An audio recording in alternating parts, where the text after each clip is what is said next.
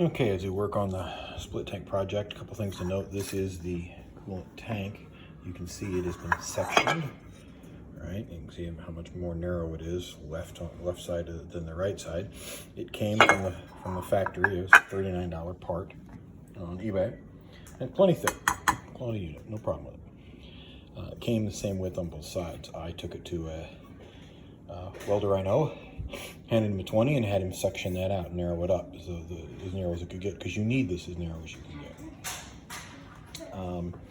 So that's that. I need to get the appropriate, let's talk about fittings. So the fittings that you need to use, I don't know how I'm sitting here. Make sure when you put fittings here and here, you don't use brass. That would be dissimilar metals and you would have galvanic corrosion. It doesn't matter if you use brass isolated by a pipe, let's say here, right? Then you use a brass fitting in the other end, but you have to have inert fittings or matching fittings. So you could use an aluminum fitting. I'm using nylon, McMaster, I think, Carr. I'd have to go take a look. Let's see if I got them handy.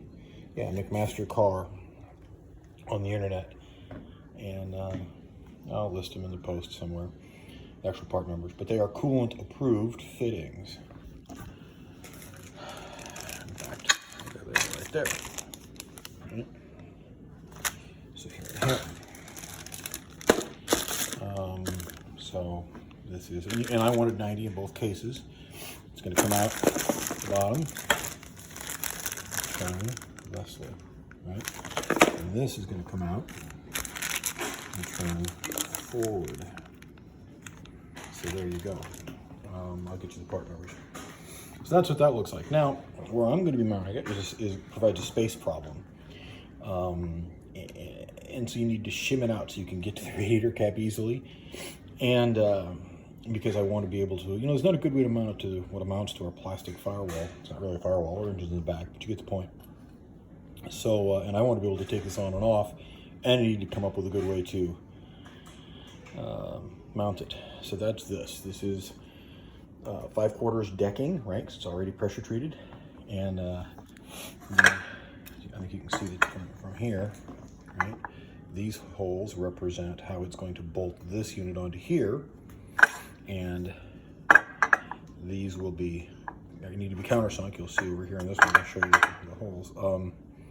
These need to sink flat, so you need to drill enough diameter that shaft fits in and sinks down, and that is, and then, and I haven't done it yet, and that's why that's not sunk all the way down.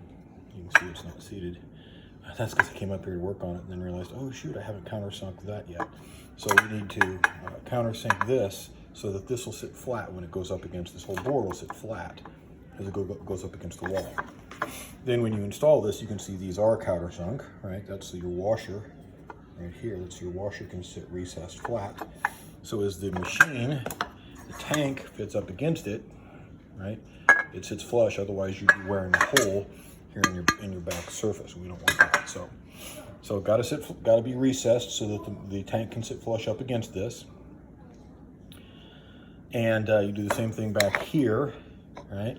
Both for this shaft to sit down, and then you want to recess this so it doesn't wear a hole in your what amounts to a plastic firewall.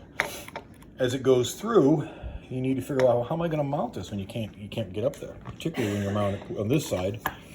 You're mounting where I'm doing it, you'd be above the glove box, and that's no bueno. So you need to drill a hole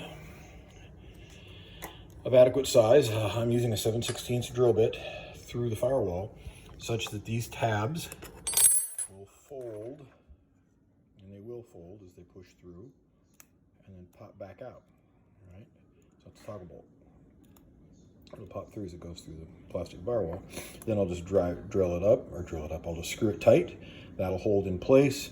Then I'll bolt the unit here and here, and yeah, here and here, bingo, bango, bongo. And you can see here, I haven't set the other toggle bolt through here. I'm using this hole here is the factory mount location where the ECU diagnostic port is. I'm going to relocate that ECU port because it was in my way, and I'm just going to reuse the hole. So that's what this is all about. And that's why they're not in the same plane. I want to get higher so I can clear the glove compartment, which is sitting down below this. So I'm going to set this one up higher, hopefully clear the glove compartment with LC. And I'll just push it up, force the tabs through, and then just screw them tight. And then this block will be mounted up against the firewall. And then again, here and here, using these threaded inserts. And now I'll have threads that I can take on and off if I want to, permanently mounted, all that. Why am I doing this before I mount it? Why am I taping it now? I'm going to put the last countersink holes in, again, here and here, and then I'm going to paint it. I'll be using an oil-based paint to both help the wood stay waterproof and then get it sealed up. And then I'll put, you can actually put latex over oil, so I'll put and if I had black latex or black oil base, I'd put it on, but I don't. I've got black latex, so I'll get the oil-based primer on it, and then I'll put some black latex on it, just for aesthetic's sake, and that'll be that. So that's the mounting component, and I think you can probably visualize how this will sit, right? And that's that.